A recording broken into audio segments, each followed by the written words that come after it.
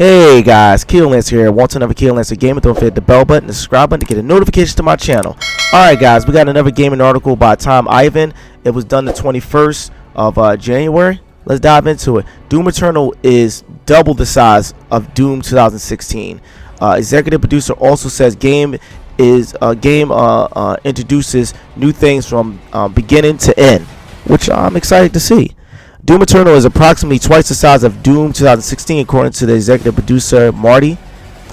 That would take the sequel's campaign and is excessive of 20 hours, based on the average 11.5 hours completion time of Doom 2016, measured by game length. Exaggeration site How Long to Beat. It's about double the size of Doom 2016, Scranton said at a recent Doom Eternal preview event attended by the VGC. It's the most epic and best thing that we've ever created at the studio. Alright, I'll be the judge of that. Our levels are bigger than they have been.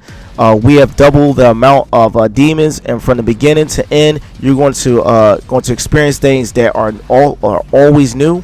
I refer to this as a sort of game vision of a page Turner, even down to the last boss fight. You're going to see things that you hadn't up to that point. He added. All right, you got the video here if you guys want to take a look at it. This game is, I think, the best technology we've ever made. He said we are at the end of a hardware cycle where engine teams really understand the hardware, and we are getting the most out of it.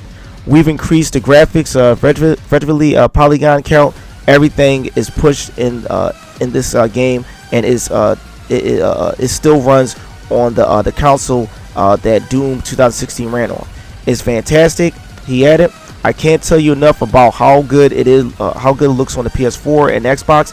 If you play on consoles, you've got something really special to look forward to.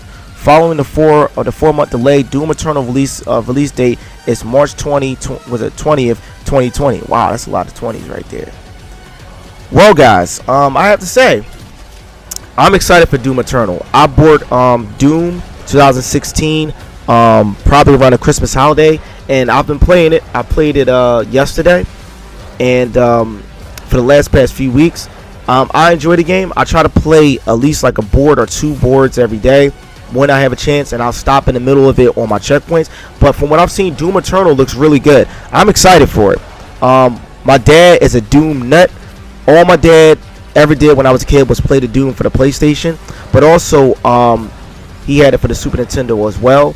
But my dad more so played it on the PlayStation, and my dad has had every Doom rendition that had came out, even Doom for the Xbox that was released.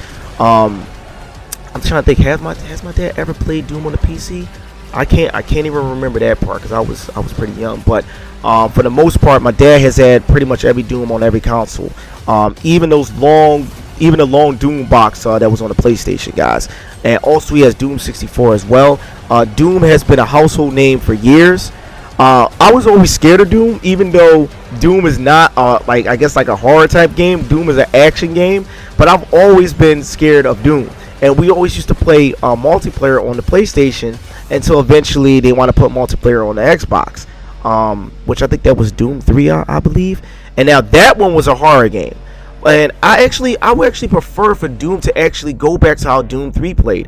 Not saying I don't like Doom 2016. I love this game. This game is very, very addictive. But Doom 3 had an atmosphere that was even more scarier compared to the other Doom renditions. This game has a plethora of guns that you can use on here to destroy these doggone monstrosities that had came from the other side. And it's only up to Doom, which I call the main character Doom. Most people call him Doom Guy. I just call him Doom. It's up to Doom to stop these doggone demons from taking over the doggone galaxy. From what I've seen, I think this is the first Doom game that's on Earth, I believe. Don't quote me on that. The demons finally came down to Earth, and now you have to eradicate them off the face of the Earth. I don't really know too much of the Doom Guy's background, except for some of the stuff that my brother told me, that they put Doom Guy to sleep in some type of casket thing in hell. And I believe on Doom 2016, I think it's called the VGC or whatever you want to call him. The guy, that robot named Samuel, got a hold of the casket and released Doom guy. And basically, the reason why he was in hell because he was tearing up them doggone demons. He was tearing up the doggone demons, and he didn't know how to stop them. Now the humans have accidentally released Doom guy to wreak havoc on these demons, because I believe, from what my brother was telling me, the demons had killed his son or something like that, turned his son, grant him his wish for his son to come back to life. And his son, I think, came back as a demon. He had to kill his son. I believe so. I think that's bits and pieces of the story, how the story went with that. If I'm wrong, you can correct me in the comments below.